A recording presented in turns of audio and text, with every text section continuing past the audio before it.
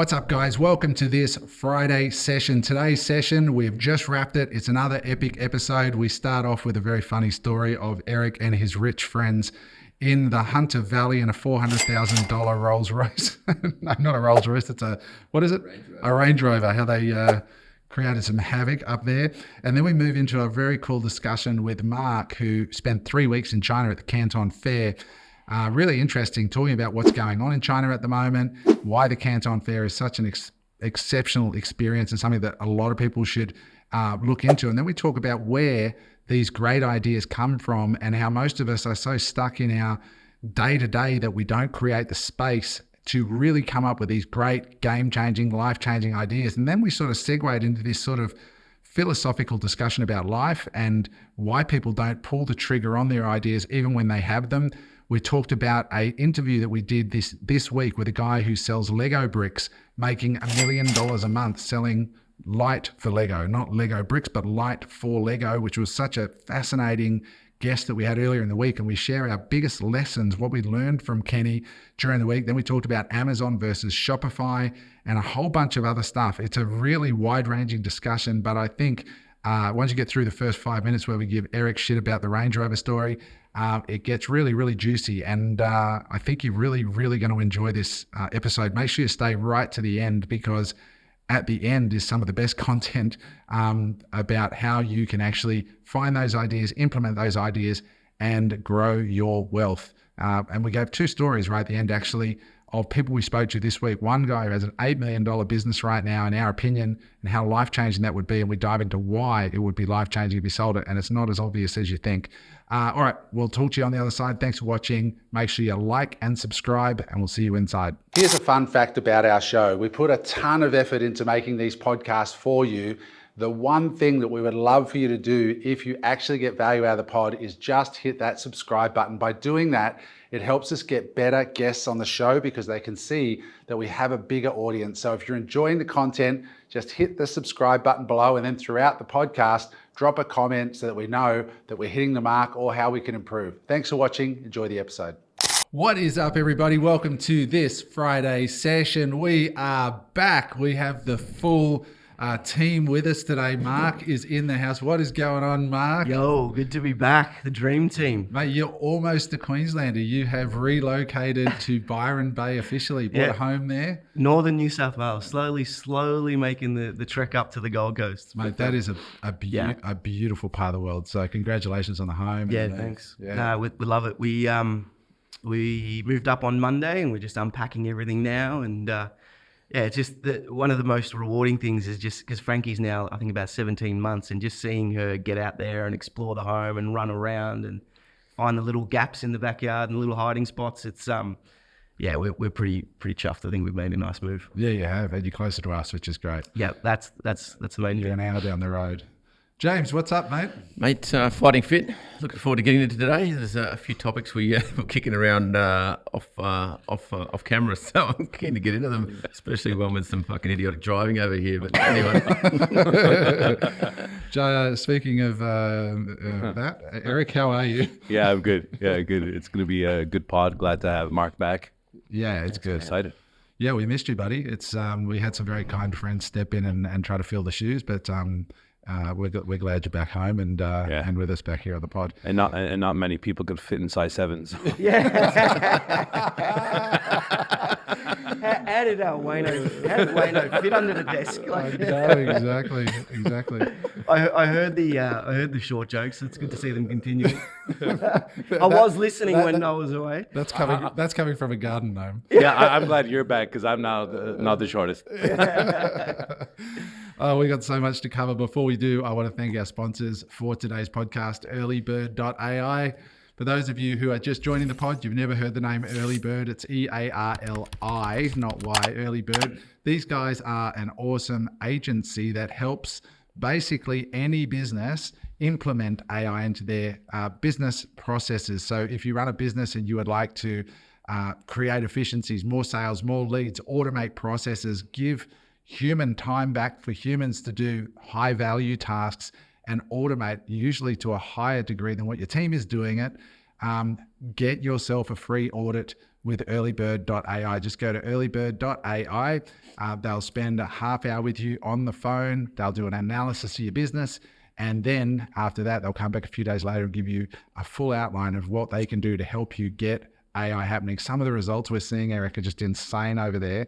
And companies are just like getting their work back and just going, man, this is amazing how much time it's given back, how much better our workflows are.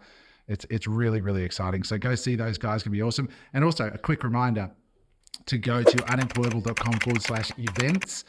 We are launching tickets to our first ever Unemployable live event. It's called Build Your Thing. It's happening at the Brisbane Convention and Exhibition Centre on October 19 and 20. By joining that email list, you'll get notified first. There are only 300 tickets. The last live event we did was 2,500 people, so these should go pretty quickly.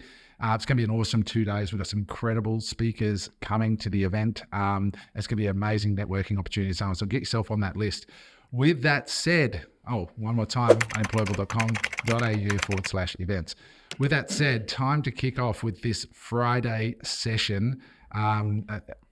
Guys watching, what we want you to do is do two things. Hit the subscribe button right now. Do that. It helps us get better guests. We've had amazing people coming through and we've got more coming. So do that. And the second thing is drop comments below. Let us know what's landing for you, what you like about these sessions, and how we can serve you better. We read them all and we appreciate them. So thank you for that. With that said, we're going to talk about quickly your weekend away. I'll kick it off with the car theme. I was in Melbourne last week. I purchased a new car. It's my third Porsche that I've owned in my life. I bought one when I was 25. A convertible 911, and then I had a Porsche Turbo later. But I just bought a new Targa, which is pretty exciting. So I get that in 2 weeks' time. So for all the Revheads out there, it's a 2023 Targa, and really beautiful spec, silver with the red interior, and I can't wait to get it up here in a few weeks. On the theme of cars, Eric, rumor has it there was a photo circulating that you with some of your rich mates, like the fucking, give us all the bad name kind of guys, rocked up, rented a mansion in the Hunter Valley.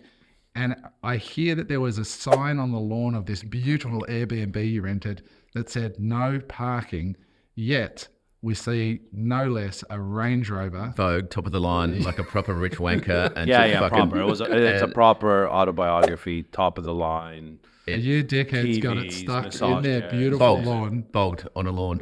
So what happened? And then just for context, they're in a winery, so it's sort of half fitting, is you've got these four Muppets out there with bare feet, not just treading on grapes, they're treading on fucking grass, trying to put it back together again. I'll actually put up some, I'll give Richard some photos in video, because you have to put it up. I put it on Instagram and I kind of sequenced it, and I first said we made a little boo-boo, and then the next one I showed the actual range on the grass, deep in the grass, and people are like, what? Then the next one was the sign with an arrow saying, please don't, no cars on the grass. And then the following one was us literally trying to level this thing out. So basically what happened was it rained for about 24 hours straight. And sorry, that doesn't take away the fact that says don't park on the fucking lawn. No, it doesn't say. We didn't park though. We were just trying to, because the driveway is real tight, and we did it the day before. You're just swinging around and then reversing back into the driveway where the actual garage is. So we were just swinging onto the grass to reverse back. My mate swings onto the grass, puts in a reverse, and he looks at me and he goes, uh-oh. And I'm like, put it in 4-wheel drive, right? Like, puts it in 4-wheel drive. And you just feel it just digging down. I'm like, oh my God. I get out of the car, I look down, I go, this is fucked. I'm like, oh my God. So what does he do? He drives up a bit more to think he could just put it in reverse and go over top. And it just went right back into the hole. Anyways, lucky, our mate had a Ford Raptor there, all decked out, with a winch on the front. Oh, wow. So we winched it out. That's the only way you could get it out. So we winched it out, or else you'd have to get a tow truck and go through the entire grass. Can you see the Killed the a whole Range Rover, top of the line, probably what, 400-500 grand? Yeah, 400. It's a 4-wheel drive, gets bogged on flat lawn. It's not yeah. really a No, it's not. It's not a 4-wheel drive. No, but no, honestly, there's an answer, honestly, it was soft. It was that soft. So we remove it. This pod is definitely not sponsored by Range Rover. Right, and you literally, I'm like, mate, if we don't level this stuff out now, you're gonna need a bobcat in here to mess around with this when this thing dries. And it's cold in the Hunter Valley. So what do? We all have our 3/4 length jackets, except my one mate didn't, which you'll see in the video. And we just drop our pants, barefoot with our jackets, and we're literally stomping on this thing. Yeah. And then I go into Guess all got a glass of champagne in your hand. Yeah. Thinking you're at the bloody polo stomping the divots. right? And then I got this, what do you call those? Like a bread tray where all the bread comes in. Those big kind of like a bread crate. a bread crate. Yeah. So there was a bread crate of some kind near the rubbish bin. So I grabbed that and we put it down and we're stomping on it, leveling this thing out for about an hour, while my other mate is washing down the thick mud all over the wheels and the calipers and the brakes on this brand new Range.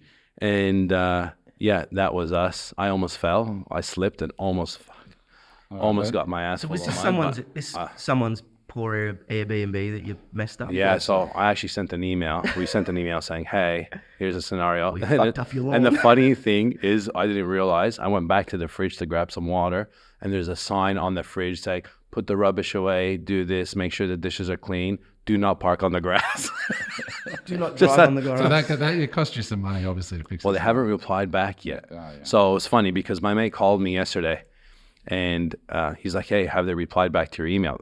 My mate that was driving the car. And I'm like, actually, I haven't, Jen sent it because Jen's the one that booked it. And I'm like, Jen, where's your phone? And one of the girls had it. So I yelled upstairs. I'm like, Viana, grab me the phone. I got to check mom's email to see if they reply to this. And I have him on my phone on speaker. And then I pretend to grab the phone. I go, $6,000. And he's like, come on, man. Wow. But they haven't replied back yet, but we'll see. Well, thank you for furthering the reputation of rich people as Yeah. a bunch of wankers. You got. I'll send you a couple of the photos, Richard, because people. I posted on Instagram that sequence, and it was the most comments I've ever gotten on anything, man. Honestly, it was hilarious. It was actually quite funny. All right, Mark, let's throw to you. What have you been up to, mate? Because you've been away for a minute. You've been up to the Canton Fair, done a bunch of stuff. What is happening in the world of your wealth creation efforts out there? Yeah. So how long? It's been 2 months since I've been up here, I think. And been away firstly for the Canton Fair. So we went to China, Guangzhou, and we went to phase 1, phase 2, and phase 3 of the Canton Fair. So if anyone is considering the Canton Fair, phase 1 is electrical equipment, it's industrial equipment, and it's electronics mainly. They're the 3 main categories of products. Phase 2 was the one that I didn't enjoy that much. Phase 2 is more apparel. What else? There's a lot of products that we weren't interested in, but the biggest one is mainly apparel and shoes and things like that. Much linen there? Yeah. I'm booked for next round. That's phase 3. So the fabric and textiles phase, where James gets all his shirts, is phase 3. So that was fabric, textiles, that was toys, that was office, stationery, luggage. Phase 3 is by far the best, I think, for our type of product range. Being in wellness and home, it's definitely the best for us. But yeah, I was blown away by the enormity of the exhibition centers. Like Have you been before? I've never been. I've never been to China. So we've basically been ordering off Chinese suppliers since 2019, but we've never been to China. And if someone had told me 5 or 6 years ago, you're gonna run a business doing $3-4 million a year, and you'll never have met your suppliers, and you'll be ordering from them, I would have said no chance. There's no way. But that's what we had to do post-COVID, and we were able to make it work. But it was really great. We also went out and met our suppliers, and they treated us like absolute kings. I haven't had much to drink in the last couple of years. I haven't been drinking, but didn't think I could say no on this occasion, because they basically have these little bottles of, I think it's rice wine or whatever. It's something like 50% alcohol, and one bottle is like $500 US. And I'm like, and so we get to this our main supplier dinner, and there's 3 of them sitting there, and I'm like, oh shit. I'm in a bit of trouble here. But no, I managed to keep up, and basically, you know, the hospitality that they showed us was incredible. China, the country, is incredible. Like I wasn't sure what to expect. I'm wondering, you know, I bought because I'm not a huge fan of like Chinese and Indian foods and things like that. I'm quite a simple eater, but I'm like, I brought my little packet soups, and I'm like, when I get back, I'm going to be nice and shredded and ripped, because I ate so much food. There's every meal is a banquet. Be prepared to eat if you go to China, because it's just crazy. What's the craziest thing you ate? Was there anything on the menu that you never ate before that you didn't think you would? We ate silkworms. So we actually ate the worms. I mean, I think silkworms are probably the craziest. It was like when I went up to Taiwan a week or 2 ago. Man, I think I created a fucking dumpling shortage up there. I came back 3 kegs here in a week. And look, interesting you say the Chinese don't drink much at all. Yeah. The Chinese sound like they do, but anyway. We used to take tours up there, and our students would eat spiders, scorpions, snake, everything on the streets. Oh, wow. But Mark, just for the listeners who've never been to Canton Fair, and there are listeners that have just joined us for the first time on Unemployable Pod, Mark is an Amazon seller principally. Yep. He's just now opening an e-commerce store side to his business outside of Amazon, and he's in the wellness space, does 3 or 4 million US a year. And Mark, I assume you were there to source products, correct? And if so, can you just paint us a picture of how long each of these phases are? Yeah. And a little bit more color around the fair. So when you get there, like, it's hard to explain the magnitude. I've been there a number of times. It's like the largest shopping center in Australia times 5, and then there's 4 of those.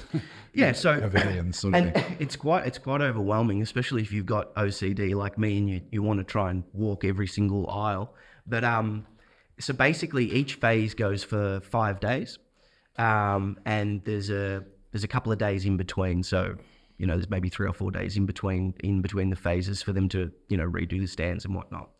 So my expectation of it was that I would get there and there'd be one big exhibition hall, and there'd be a couple of parts to this big exhibition hall.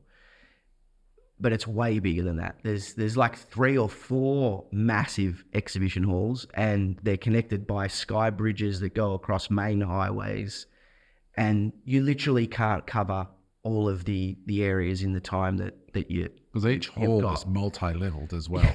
And we didn't even work out until phase 2 that each hall was multi-leveled, right? So the first phase, we were just like going around on the one level, and then we realized that there's 3 levels to basically each hall, and it's incredible. And we probably should have done a little bit more research into what was going to be at the phases, but we were going there with an open mind. So we knew that the last phase was our phase to really be dialed in and focused on the product ranges that we have. And the other phases, we were just going to have a little bit of a look around. So it was fine. You could probably do it in 3 days, right? If you were really strategic in where you went to look. But yeah, anything less than that for what I think Canton Fair is amazing for, if any of our listeners are sitting there right now at a point in their life where they're just in a funk, and they're kind of lost and they don't know what to do. They know they want to start selling something online. Just man up or woman up and book yourself a ticket to the next Canton Fair and invest in yourself and just get lost in the Canton Fair, because the act of travel is going to open your mind, and you're going to see a whole part of the world. People don't realize how big China is until they go. You know, Australia is 25 million people. China's approaching 2 billion. You know, it is enormous. And there's, you know, all the not all of them, but a lot of the manufacturers go down to this one place for 1 week for an industry, and it is absolutely mind blowing. And you just wander around and it'll open parts of you that you didn't even know existed. And Yeah. I really believe that's... No, that's it. I was thinking this morning, you know, what am I going to say about the Canton Fair? What was the most profound part of it for me? And, you know, we've got a whole laundry list of products that we could launch, right? So with the products, we've checked the boxes. We've got a bunch of different products that we could launch, but that probably wasn't the main benefit of going. The main two benefits of going was, to your point, the investment in myself, because running a family, having a business, having different ventures, moving home, buying houses, it doesn't give you a lot of concentrated time to think about the one thing. You're always trying to manage and multitask your life the best that you can. But I was fortunate for the 3 weeks that we were there, that all I really focused on was my e-commerce business. All I thought about was my e-commerce business. So one of the things that were probably more valuable than even the products was doing that thinking, working out, okay, how would that product fit into the overall scheme of things? How could I use that product this product as a value add? How can I improve my offer of my existing product by putting this product, giving it away free? And that's where the magic is, right? The magic is in the focus and the thinking, because this week in our business, over the last few weeks, actually in our business coaching group that Eric and I run every Monday night, we do a group call. And for the last 3 Mondays, I've done a session on taking them through a 14-point blueprint to find the perfect product. And on Monday night, we revealed the new product that Eric and I and 2 other people are about to launch on the back of 3 weeks of training. And all of them, I got so many emails afterwards from the guys in the group saying, oh my God, like just when I thought I was starting to get a handle on what great product selection looks like, you just showed me that there are levels to this game. And that's the years and years and years of business experience, but it's that selection. Like people think, oh, you know, you got to work hard, you got to do this. And that's all true, but you've also got to be really strategic and smart in what you choose as a product. Yeah. You know? Yeah. And, you know, going to Canton Fair and seeing all of the hot products that you see online, you realize, shit, everyone else is seeing these exact same products as well. So it's bittersweet, because you're thinking, wow, how lucky am I to be able to have access to all these suppliers in one place that have all these amazing products, but so does everyone else. And they have, you know, hundreds of thousands of people go through the Canton Fair. They're all seeing the same thing. So what we tried to do, and this is why I think you need more time, is we tried to identify who the biggest and best manufacturers in specific niches were. And then we tried to have conversations with them about what other things are possible. Correct. What are your factory's capabilities, and how can we improve upon this product, or even create new products within your scope of works that you own the rights to. We can own the rights to, right? You know, and there was one product in the wellness space that we found that, you know, no one else in China was doing. And it was really funny. Like, these guys didn't even go through the official channels to get a stand. I'm like, oh, is that your company name? They're like, no. I'm like, what do you mean? They're like, oh, we paid this guy to borrow his stand. I'm like, well, why? And he goes, because we're trying to get our product out there.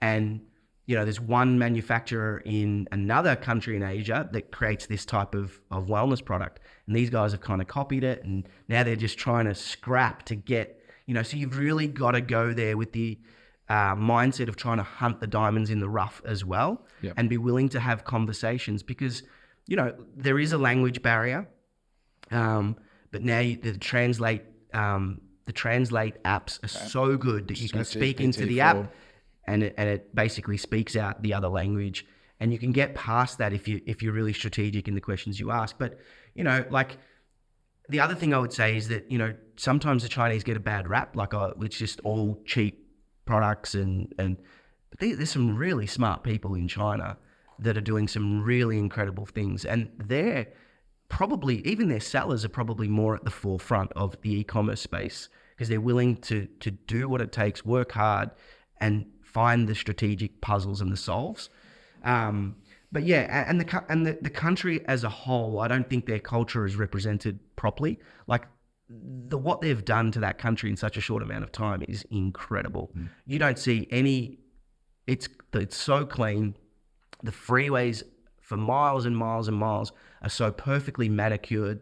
Like, they can make shit work on a big scale for so many people, and that's pretty impressive. So, I think we there's sometimes a little bit of a stigma to getting products from China and diversifying the supply chain and things like that, and they're all good and well for different reasons. But yeah, if you've been avoiding China, I would I think make a shift and get out I think there. it's a personal development experience, and a business development experience.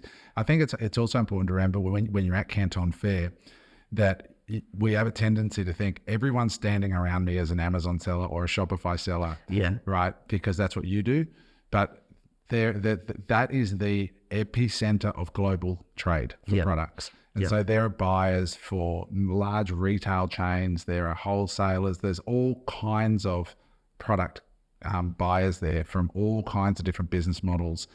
And you in Australia can come home and, you can walk past, you can see one stand and there'll be $100,000 a month products littered all throughout one stand at one display in one corner of the one floor of one, stadium in China, and there's millions of products. Yeah, and I mean, like you said as well, opening your mind to different possibilities, I think, is so important. And we brought Frankie, and I brought Dom along with me as well. And everyone was saying, why'd you bring your kid to Canton Fair and things like that? And she's not going to remember it and whatnot. But it was hard for us to do, but we also thought it was an important thing for us to do, because from a very, really young age, we want to open up Frankie's mind and give her a wide range of different experiences, sensory experiences and things like that, so that she is like I said, it doesn't come natural for people to have an open mindset. And you really sometimes have to force yourself to think about things a little bit openly and put yourself in those situations. But it doesn't come naturally. She would have been loved at the Canton Fair. She was like, yeah, because they love little kids there. Like they love Westerners, and they love Western kids, Western babies, and she was a celebrity everywhere, literally everywhere we went. How many photos did they take of your family? Oh man, endless amounts. I remember trolling you on your Instagram because Dom put up a video of, and you look like an F1 driver. They're all coming up for selfies with you. Yeah. How does it make you feel? How did it make you feel when you actually have all these random people taking photos of you? So Did you say that you're Mark Piastri? Or I expected Frankie to get a lot of attention. People would say to me before we went, make sure they don't take photos of Frankie, because you might end up seeing her on a bus or promoting some new baby product. And we were like, oh, that was so nice and genuine about it. And Frankie's got a pretty good bullshit radar. So if someone comes up to her and they're not quite, I don't know, she puts this big deep frown, and then they kind of get scared away. But I didn't expect them to be filming me and Dom when we were walking past, and we were in this where our suppliers are in Shandong, a smaller town. We were looking through the old villages. And there was this school excursion there, and they see me and my business partner that was with me, and they're like, "Oh, hello, where are you from? What is your name? And I'm just like, my name's Mark. And they were saying the same thing over and over again. And at one point I started walking, and because one or two of them started talking to me and I started responding, a whole herd of them started to circle me. And all of a sudden, my mate is filming because he's like, this is hilarious. And I'm in the middle of this circle that's formed with all these primary school kids. And then I start waving. And I'm like, oh, because I was so humbled at the experience that these people thought that I was that interesting. And my mate captured it and threw it up on Instagram. And Adam responds, he goes, "Mate, who did you think you were, an F1 driver?" I watched that video. That was hilarious. It was crazy. We can throw it up as a bit of a laugh. But yeah, I mean, I was soaking it up because it was such a humbling experience. So let's change gears. How is, you were saying to us before that at Amazon, we've been hearing this a bit. The cost of traffic on Amazon's changing. Yeah. What's going on there? Like what for, you're in the space. Yeah. I mean, it's funny because I think I'll preface this by saying, since November last year, October, November last year, we hired a new PPC team, and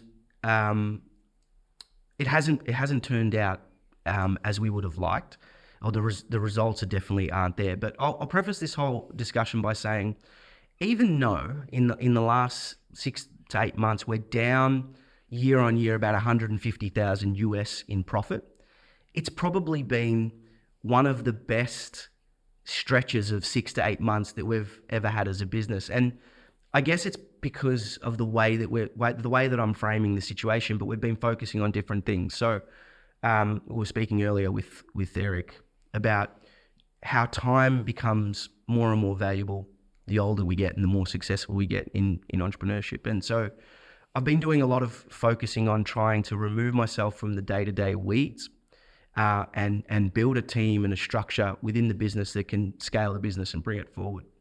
But back to the PPC. So we hired an agency that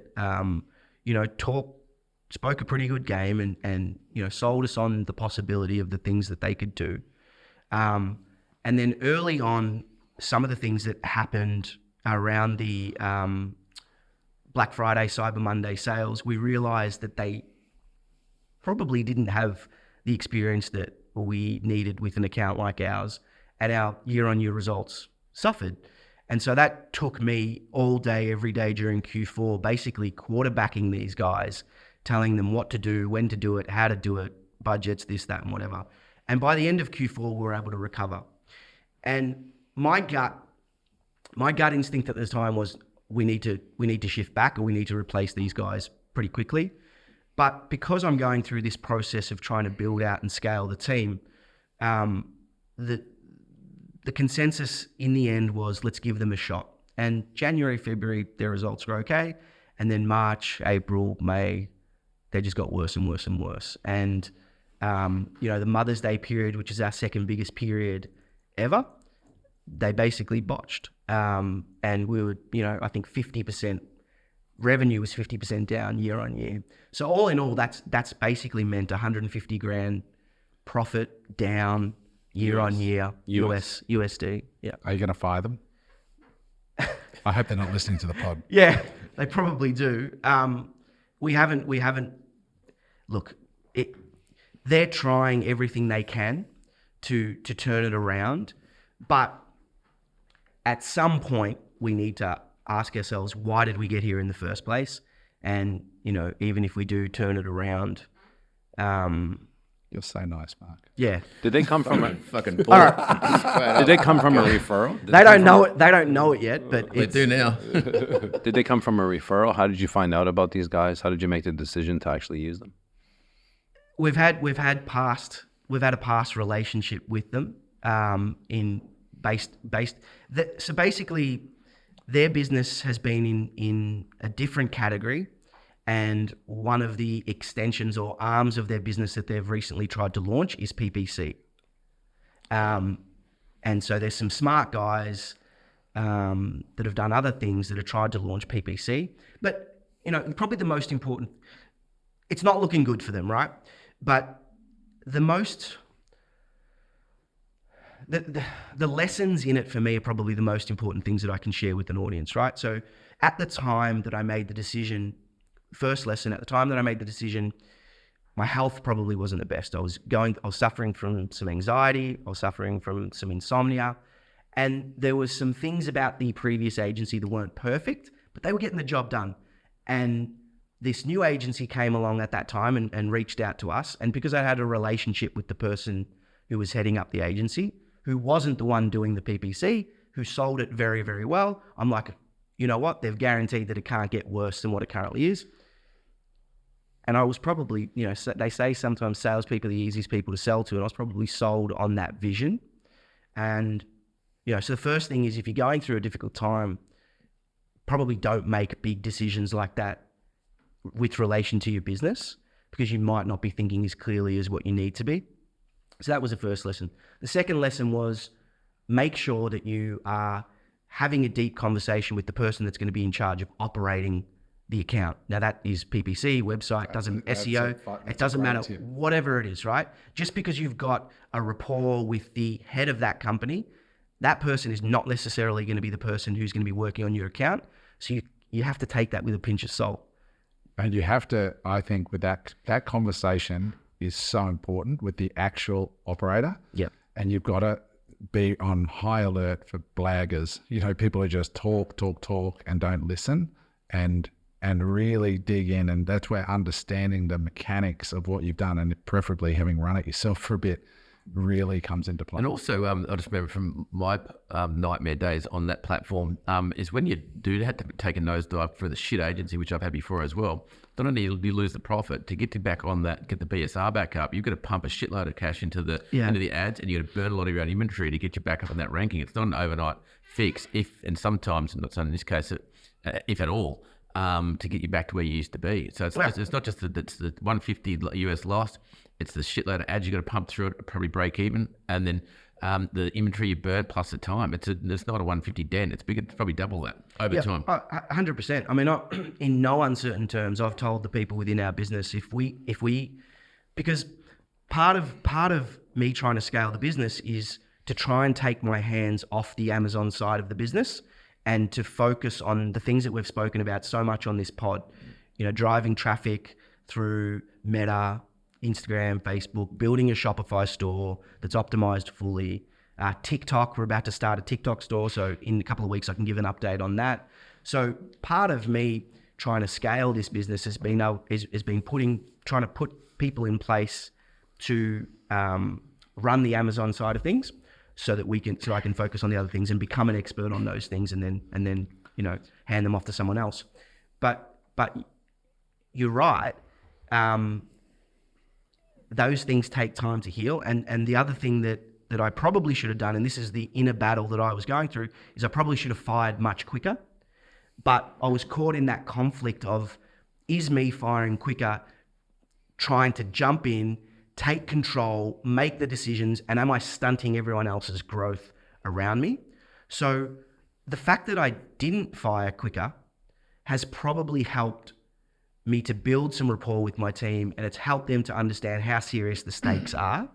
That, hey, when you don't make these decisions quickly, this is the shit that can go down. But if I had rolled over the top at the start and made the decision, they'd be like, well, what the fuck am I here for, right? Like, why am I here if he's just going to make all the decisions? You've got $150,000 a seat now to say, this is what complacency and firing costs. So how complacent do we want to be into the future? But you took ownership of that yourself, which I think earned you a lot of points. Yeah. And will be valuable into the future. You seem very calm for a guy that's lost 150,000 US in the last 6 months or so. Am I correct that you're quite calm and okay about it? Because he's so rich. Why is that? And how are you staying calm? Because a lot of people would not be in that state of mind. What are you doing to? So I think, how deep do we want to go with that? Ice baths, what else? Yeah.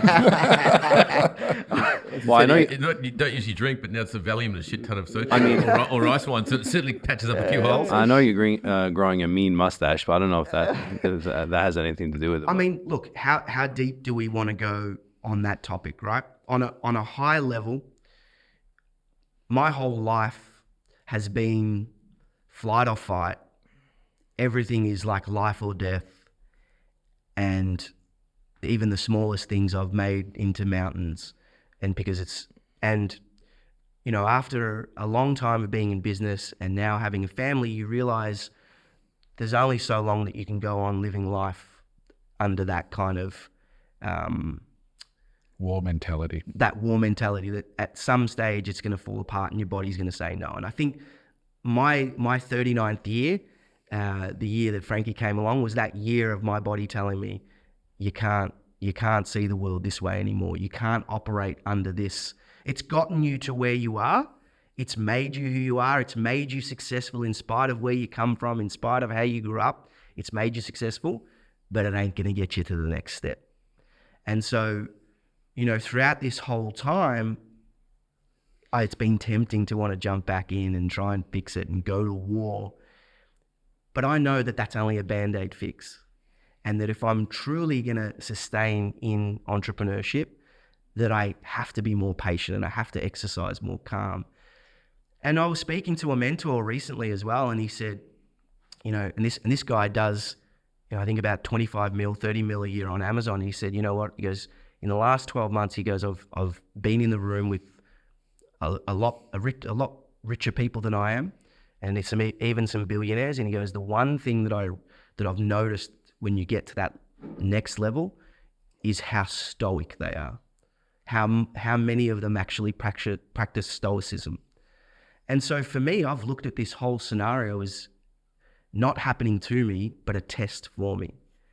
A test for me. Am I serious about taking my life to the next level? Am I serious about creating calm in my family life and my world? And, at the end of the day, I've got a beautiful family. I've just moved up to the sunny Byron Bay. I've got the opportunity to sit with a bunch of entrepreneurs, every week that are basically giving me a free education. I've been able to build a community around me that supports me and a family around me that supports me. It's like, all right, things aren't going as well as they could be financially for this business in the last 6 months, but I got to look at all the things that I do have and focus on those things. And I think it's such a common journey, Mark. Your 20s and 30s are for going to war and fighting and toughening and all that.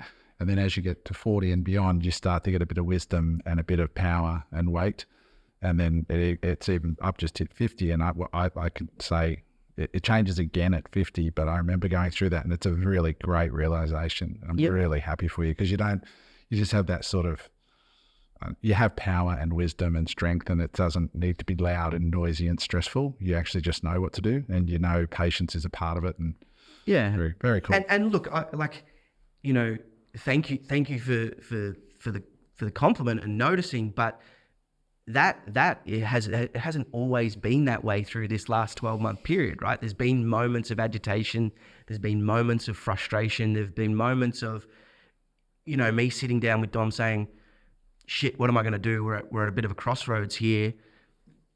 But I think what gets easier over time, what we get better at over time, is that direct response. So the stimulus comes in, and rather than just flying off the handle and creating a response, we take more time to consider what's going on.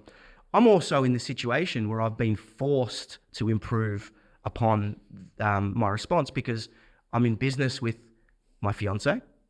So she's my equal business partner, and my general manager is my best friend of many years. So I've got some really valuable relationships that I can't afford to damage. They're glass balls for me.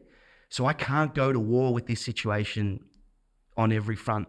And there's some parts where that is a negative, because sometimes you need to go to war, you need to act quickly, but there's other parts where it makes you a more rounded entrepreneur as well. So for the listeners, that reference Mark said of glass balls I don't know where the story's from, but it's the one thing. The one thing, yeah. There's glass balls and there's rubber balls in life. And the glass balls are the ones you can't drop, because if you drop, you break them, and the rubber balls are things you can drop and they'll bounce back. Yeah. Which is great. Changing gears for a sec, and that was a nice riff there, mate. Thank you for sharing that. Cool. One of the things one of the best things that happened this week for me was the Light My Bricks podcast that we did, and that's coming out shortly with Kenny. So Kenny's from Melbourne, and Kenny runs a business selling Lego lights, like literally lights to light up Lego. So good. And he started in 2016. He's a Lego nerd, and he does $1 million a month selling Lego lights all over the world, and only 30% of it's from Australia. Amazing podcast. But you were on the pod with me, Mark, and you were on it, Eric. The thing that stopped me in my tracks, and I just want to talk about this, because you are an Amazon seller. Yeah. I've been an Amazon seller. I think I know what you're going to say. Yeah, it is good. And he just sort of dropped this. He said, we did $11 million last year, but $5 million of that was in the 2 weeks over Black Friday. Yeah. And we were like, wait, what? It's like, like in that 2 week period, we did $5 million. And then we dug in and pulled on that thread. And I asked him the question about how much of that came from your direct mail list, from your email list, and how much of it came from other sources? And it was about half.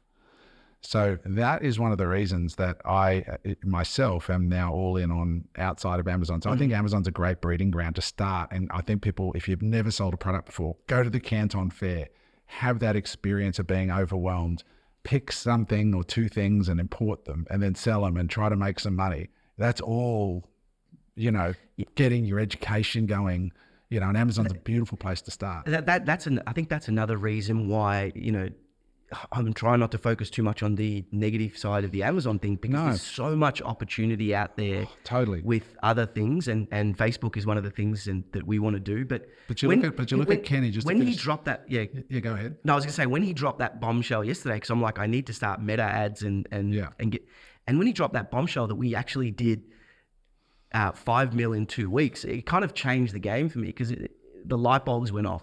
Yes, and what was so powerful about it is that half of it was within his control. Yeah. So what I'm saying is he extracted $2.5 million in sales from his email list, which means that they have already bought from him before. So there's zero customer acquisition cost. That's why people pay more for an e-com business operating outside of Amazon, because you don't get the email address or contact details of any of your customers.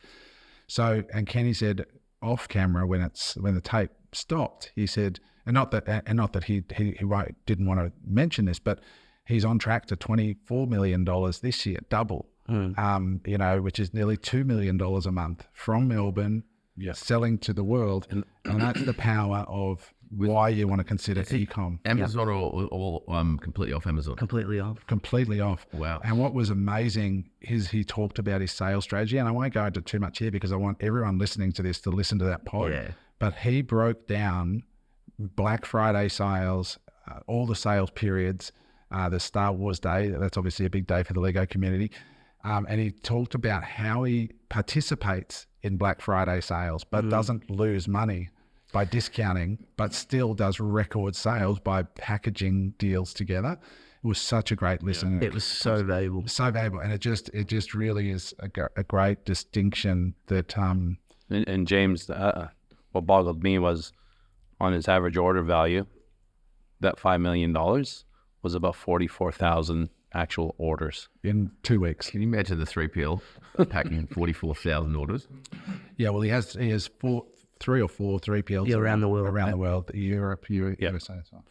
But that to me, I think, for a lot of our listeners who are, I was speaking last week at the Marketing Masters conference in Sydney, and there was probably a third of the room were agency owners. And I asked how many of you are agency owners? I said, if you guys with your skill set of knowing how to buy traffic, if you are not launching your own brands or taking equity in brands, you are missing. Yeah, it's crazy. Because we live in this unique moment in time where you literally only need 1-2 products. I think the model is find a small, highly demonstrable product that has got some really unique benefit to it that really plays well into the visual mechanisms that we have to reach the world now. And there's only really 5 of them: TikTok, Meta, Google, etc. X.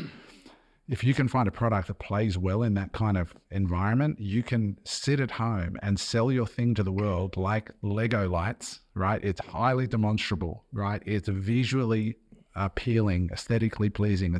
It's perfect to go out on those platforms, and you can grow a $1 million a month business off the back of a giant like Lego. You're one idea and one executed strategy away from blowing up in a crazy way. And I think that's the thing, right? Like, there's no way to avoid the shit sandwiches. I was speaking to James during the week, and he's had a couple of shit sandwiches. Like, we're always getting those shit sandwiches come at us, but there's no way to avoid those. No. It's about not trying to focus on those too much, and keeping an open mind to those opportunities and those little things, because we often play them in our mind as bigger than what they are. Like, I've been sitting at home thinking, I need to learn Meta, and it's going to take me months, and I've got to become an expert. And sure, I'm going to have to master the nuances of it. But if you can read and you can write and whatnot, you should be able to master those nuances. But you're one small idea and the execution of that idea away from things just blowing up. And Kenny really taught me that. But you said one thing, there's the execution, right? And the key is taking action, right? You can either take action or you could sit there and watch, right? But you got to decide what seat you want to be on, right? And that's the key, is taking the action and actually bringing your idea to life, because there's so many people that I know that I've heard ideas, friends, acquaintances over the years that done nothing with them, and some of them have been half decent ideas, but a lot of people just don't have the confidence to back themselves. Kenny started with 10 grand. So he started with $10,000 and now it's $1 million a month.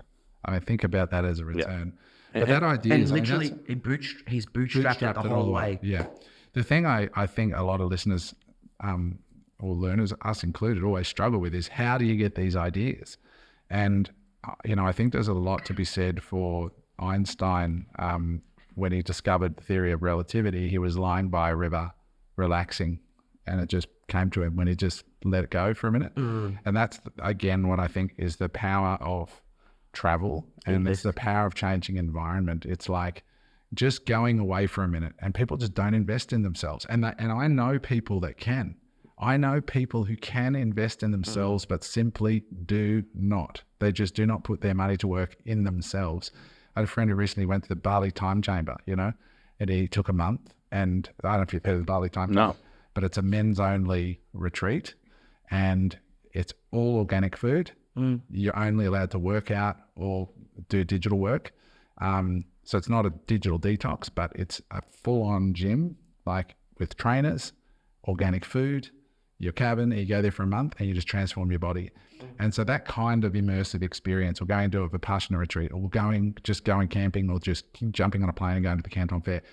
Sometimes you just need to get out of the 3-ring shit show or circle that you've created called your life, to create space for these ideas to come through, and these voices, or Vision Quest retreat with Rick, just creating space for it to come through, because it is in the power of the idea, and letting that idea come, of being observant and then executing. That has been honestly my superpower. People have said to me over the years, the ability to get an idea and then within a week you're doing it. I've said that to you. The Pocono, right? Like with the product we're about to launch, within the next day, I've registered a domain. I'm doing it. I've got product on the way.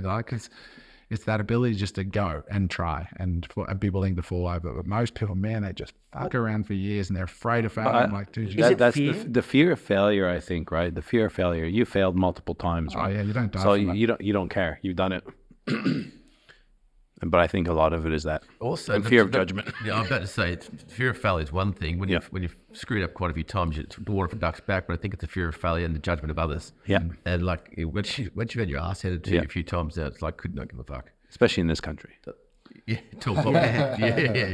Yeah. People are happy for you when you say you're going to try something, and it's the more successful you become, the less happy they are, because it shines more and more a light on them. And sometimes the people closest to you who've got that 100% opinion. it is. They're like, oh, James, that's so good that you're starting that thing, When it fucks up, they go, oh yeah, I didn't think it would work for you. The more successful it becomes, the less you're going to hear from them. Yeah. So how do we help the viewer to get through that, to get past that? Like how do you just look failure in the face and say, you fuck sit it? down and realize one simple fact: you're going to be fucking dead in 5 minutes, and it's permanent. That's it. That is all there is to it. Like I still remember that video of Gary Vee sitting in the back of a cab in New York City, and somebody recognized him and ran over this woman. Oh my God, it's Gary Vee. And then she pulls her phone out and starts going, Gary, this is my Instagram. Like, give me one piece of advice to change my life. And he looked up and said, you're going to be dead shortly. That's it. Bye. Have a nice day. And the girl just went, what the fuck? He goes, no, I'm deadly serious. You are going to be dead before you know it. And that is it. Wake the fuck up. Stop living your life like it's an apology. Like, this is it. And if you're listening to this right now, I can guarantee you, when you get to that deathbed, you're not going to regret the things you tried and failed at. You're going to regret all the things you never I have got the best 45-second, a minute clip that we should throw on the end of this pod. It's a Gary Vee talking to exactly those words, and it's one of the things that changed my life and made it okay for me to fail. Is just listening to that on repeat. It goes for about 45 seconds. Okay, well let's at least put it in the show notes, and then actually we'll put it at the end. Get to Richard and we'll put the link to it. But that is it, guys. Life is going to be over. I was in a Jim Rohn seminar years ago, and he said, don't worry what most people think, because most don't. And and it's true. People are so self-absorbed. People are worried about their day. How many times did something happen in your life where you've got to fire somebody or you've got to have a difficult conversation? You think it's going to be the end of the world, and it's tough for like an hour. Yeah. And then the next day is a bit awkward. And then a month later, they're fucking somebody else or they're working in another job. We build so much up in our minds. Totally. And they're like, Adam, who? Like, what? I'll give you an example of it. When I meet people and how to influence and influence people, I do a lot of the question. I'm generally intrigued, especially when it comes to business, and ask questions, get them talking about themselves. And 9 times out of 10, they do not even turn around and go, "What do you do?" They don't give a fuck. They're that wrapped up in their own shit. Totally. It's not funny.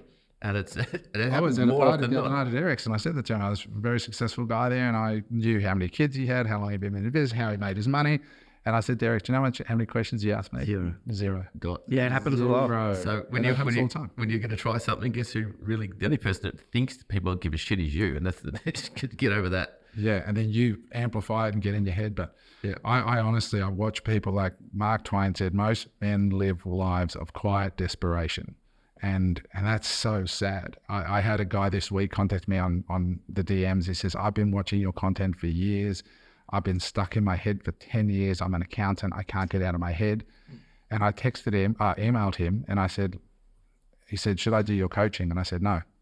I said, what you need to do is go and spend a week with my friend Rick Cowley. And I said, and I'm going to introduce you. When I introduced him to Rick, in capital letters, and I rarely do this, I put on caps, I said, let's say his name's David. I said, David, you need to stop making excuses. You need to get out of your own way.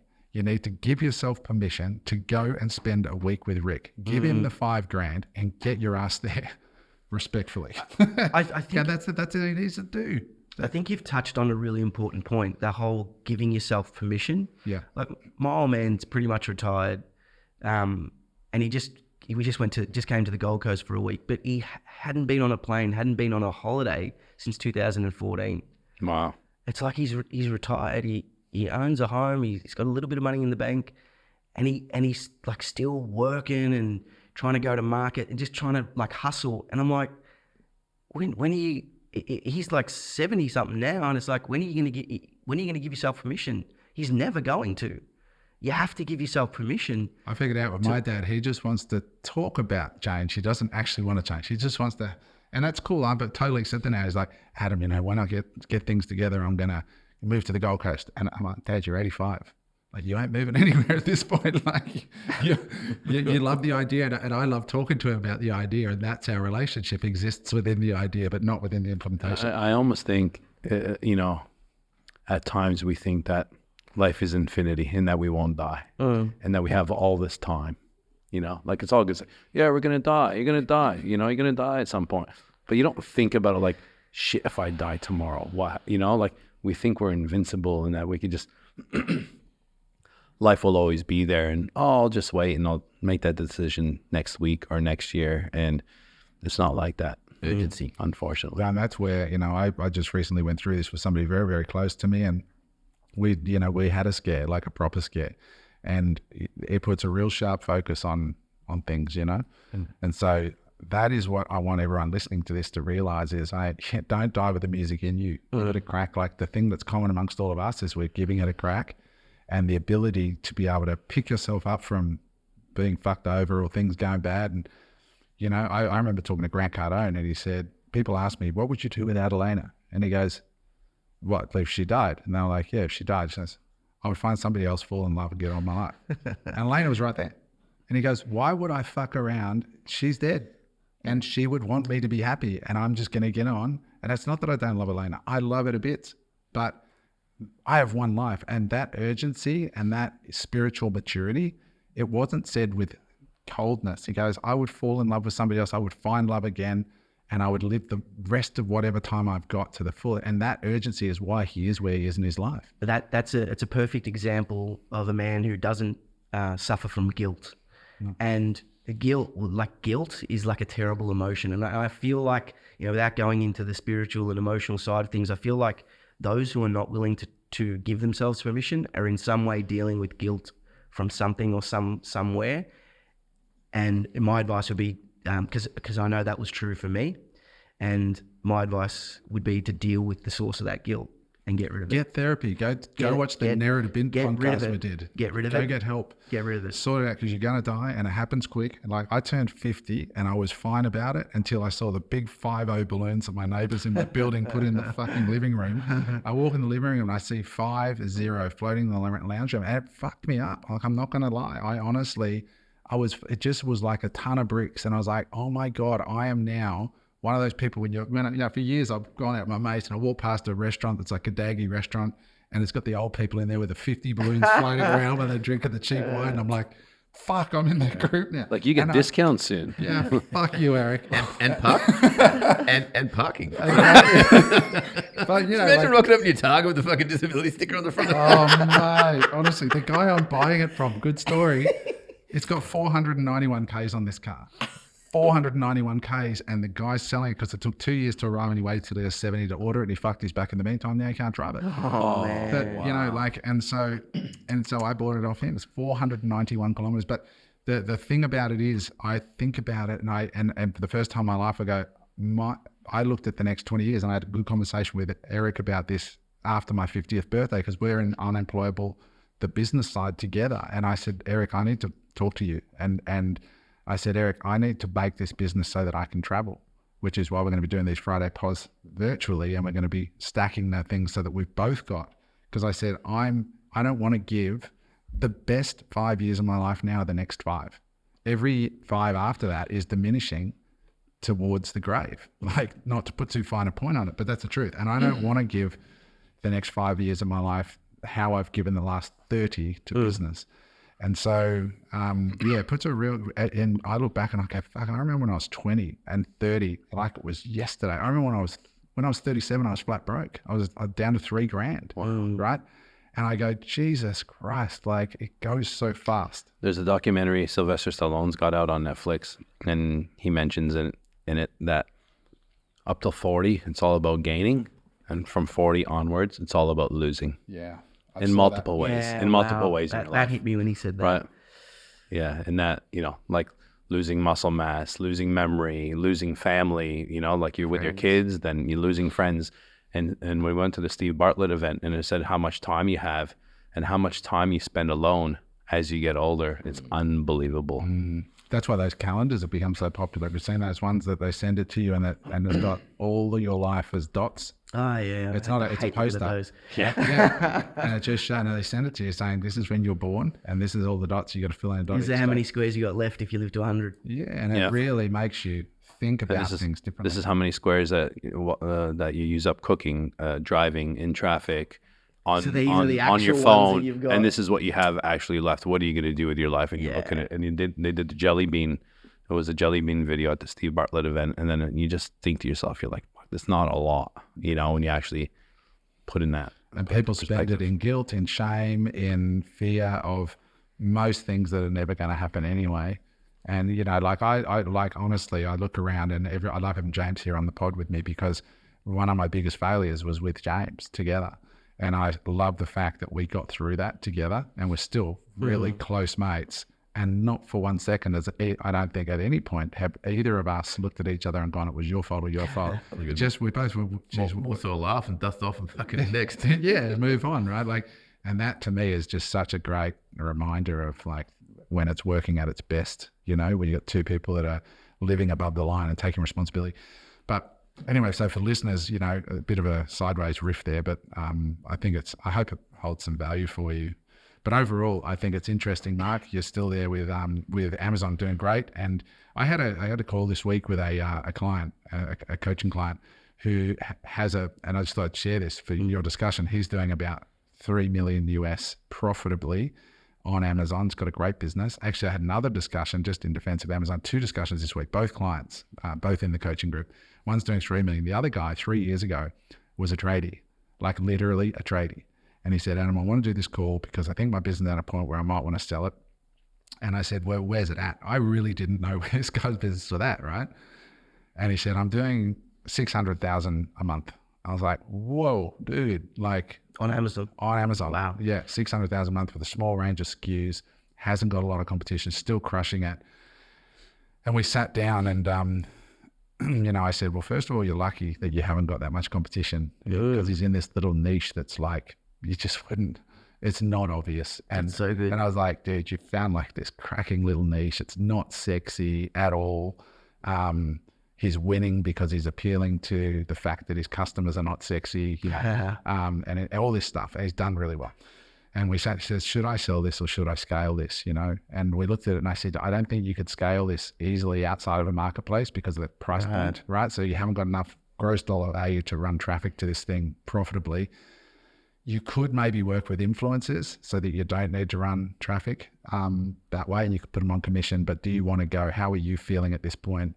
And I said, because while you try and figure all that out, your business over here on Amazon, its big vulnerability is you don't have much competition at the moment. I'm surprised your suppliers haven't got onto you and tried to fuck you over yet, just copy your photos and do that. I said, if I were you, I would sell it. And I asked him questions, like how much wealth do you have outside of this business right now? I go, dude, 3 years I was a tradie. Every dollar I had, I put into this business. So it's just eating my money. But now he's operating long, and it's like 30% net on $600 a month. Yeah, wow. Right? And he said, for most of that 3 years, I've just been plowing the money back in, but now it's matured. I don't need the capital go, and it's just spewing cash out, right? And I said, well, if you want to sell, you could either keep it, but you run the risk of being, and it's a high risk in my mind, or you could sell this thing. And in my view, based on where you are, you might get $8 million for this thing, And I said, pay some tax. I said, what are your goals? And it was to buy a house for about $3 million, a nice house. I said, you could buy a house for $3 million. Well, let's say you got $6 million after, right? You put that, the first $3 million to buy your home. Terrible investment, but I understand why you want to do it. The other $7 million after tax, so $3 million there.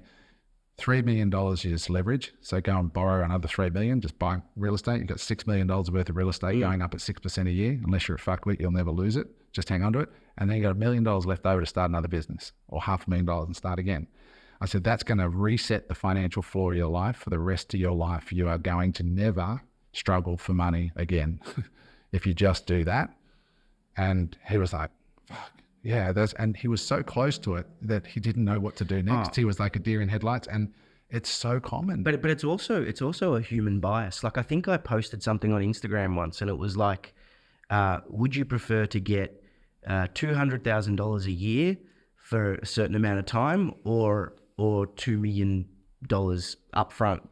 And you maybe got an extra $400,000 or something over the long term of how many years this was, and so many people chose the $200,000 a year over the $2 million upfront. And I think they miss the point of the things that you can do now with that money up front. Oh, mate, it's the worst decision in the world. I will try and find it. Maybe the we can worst throw decision it up. in the world. It's the worst. Zero financial intelligence to the person that would take but that some option. really, really smart people, some people that I consider really, really smart, replied to that option, and I'm thinking, fuck me. Like it shocked me. I'll tell you something. Most people can't manage their money. Right. That's the reality. Most people will take the upfront and fucking just spend it on shit. And that's why they don't. And that is the reality, right? Whereas if you're getting it drip fed over time, you can't spend it all, because a lot of people don't have the financial intelligence. And I think we've spoken about this on previous pods, but I mean, if you're in the entrepreneurial space, I mean, really everyone should look at it this way, but especially in the entrepreneurial space, your main role is a capital and resource allocator. And risk management. Right, yeah. And that's the factor that a lot of people don't consider. When you're in Amazon and you're you're not an anti-fragile business there. And that's a very real, like I give the example of my first business, which was selling that U-shaped wine decanter on Amazon. I gave the example that when I started, Riddell was selling it for $600 and there was no other U-shaped decanter on Amazon. So I came in and sold it for $170 and just smashed it. Today, and I was paying $25 a unit wholesale. Today, you can buy that decanter from multiple sellers on Amazon for $25. Yeah. For what I was paying wholesale, there's multiple sellers retailing it. Yeah. In other words, the Chinese factory that was selling me for $25 has figured out, well, I'll just sell it on Amazon for $25. That's exactly what happened, and that's the risk. That's one of the biggest disappointments I have about the last 6 months with our business is I'd actually made the decision to get the business ready to sell. And so now, because that's going to reduce our multiple, it's put us backwards. So I need to get that multiple back up. Hang on, it's like a relationship. You can hang on too long. You know? Well, like if you look at that $8 million cash in hand from that sale, you know, and prior to that, I know roughly how old he is. So you'd look at, you know, he was going on being a tradie, trading his time for that dollar, and say he was on 120 grand a year. 66 years. 100%. 66 years it'll take you to actually make $8 million. Bringing it forward. It's physically impossible to, and you're bringing it forward by 50 years. And the other thing that happens on that day is that he no longer has the biggest expense in his life as an expense. He owns his home now. Yeah. So he's got no mortgage. He's got $6 million worth of real estate invested. Forget the $3 million you put in his house. That's worth nothing because you've got to live somewhere. Sure, it's going to accrue value, but he's got $6 million of invested capital and he's got $1 million to go start something else. Some of you might be doing the math on the tax, but even if you know how to structure tax properly. But even this, like if he's doing 600 grand a month at 30% profit, that's what's that? That's 2.1 a year. It's going to take him 4 years just to earn the money that he would earn up front. So why bear the risk over that? Yeah, time, but that's right. All it takes is one or two manufacturers to come, and your business is gone. Yeah, and that is the risk. A lot of the really successful entrepreneurs always say your first business is to fund your next business. Like even Elon Musk and selling PayPal, he got 180 million, and that's funded all his other ventures, right? So the first business is the most important one to sell. Yeah. Imagine if he didn't sell PayPal and he just kept it this whole time. Yeah, he would be nowhere near the wealth that he has now. Yeah. Nowhere near. There's definitely a time and a place for taking chips off the table. And I've given this advice to several entrepreneurs over the years. One of them actually we're going into business with at the moment. When his company was doing capital raise, he raised, I think it was 14 million.